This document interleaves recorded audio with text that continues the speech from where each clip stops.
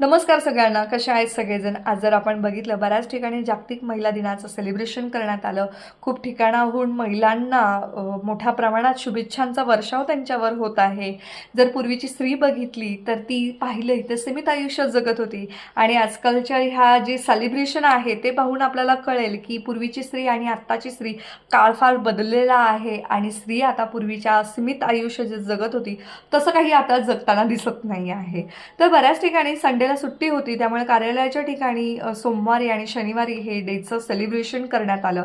जर स्त्री आपण बोलतो शिकली आहे, प्रगती झाली आहे, जर पॉझिटिव्ह माइंडनी घेतलं तर ठीक आहे, पण एखादी घटना घडली, चुकीची घटना घडली तर त्या ठिकाणी स्त्रियांना टोमणा म्हणून सुद्धा हे सेंटेन्स वापरलं जातं.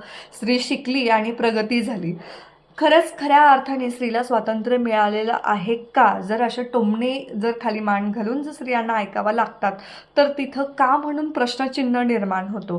स्त्रियांना जर तुम्ही म्हणाला असं का विचारताय, स्त्रियांना आरक्षण मिळालेलं आहे, मोठ्या मोठ्या हुद्द्यावर स्त्रिया आज काम करत आहे, आर्थिक स्वातंत्र्यही त्यांना मिळालेलं आहे, चांगला पगार त्या घेत आहेत, तर मग स्त्रियांना स्वातंत्र्य नाही असं कसं म्हणता येईल? तर बरोबर आहे, जर आपण आपल्या कुटुंबात किंवा आपल्या समाजामध्ये किंवा इतर ठिकाणी आपण जर बघितलं, एखादा मोठ्यातला मोठा डिसिजन घ्यायचा असेल आणि स्त्रीने तिचं मत मांडलं तर तिला तिथे थांबवलं जातं, अडवलं जातं, तिच्या विचारांना कुठेतरी बांध घातला जातो आणि तुला काही कळत नाही यातलं म्हणून तिला थांबवलं जातं.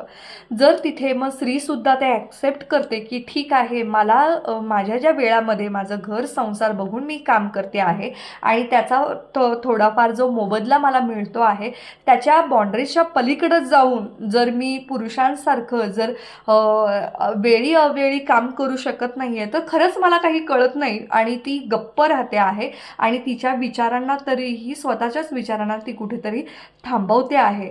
जर अशा ठिकाणी जर स्त्रीला तिला काही कळत नाही, मग एखादी गोष्ट जर समजावून सांगितलं आणि त्या प्रकरण समजावलं ती, तर समजावून सांगितल्यानंतर तिच्या विचारांना जर दाद दिली, तिच्या विचारांचा जर रिस्पेक्ट केला, तर मला वाटतं की मोठ्यातल्या मोठा डिसिजन घ्यायला सुद्धा स्त्रीची खऱ्या अर्थानं मदत होईल आणि तेव्हा खऱ्या अर्थानं कुटुंब व्यवस्था, समाज आणि आपला देश सुधारेल आणि खऱ्या अर्थानं तिथे प्रगतीपथावर जाईल. आणि ह्या ज्या आपण केसेस आपण बघतो आहे सुसाईडच्या, कौटुंबिक हिंसाचाराच्या, या ज्या केसेस आहे त्या केसेसला कुठेतरी आळा घातला जाईल आणि खऱ्या अर्थानं तेव्हा ह्या ज्या शुभेच्छा आहे त्या जागतिक महिला दिनाच्या शुभेच्छा, म्हणजे ज्या इक्वालिटीसाठी आपण हे सेलिब्रेशन केलं जातं ती इक्वॅलिटी तिथे मिळून येईल आणि त्या सर्व स्त्रियांना खऱ्या अर्थाने शुभेच्छा पोहोचल्या जातील.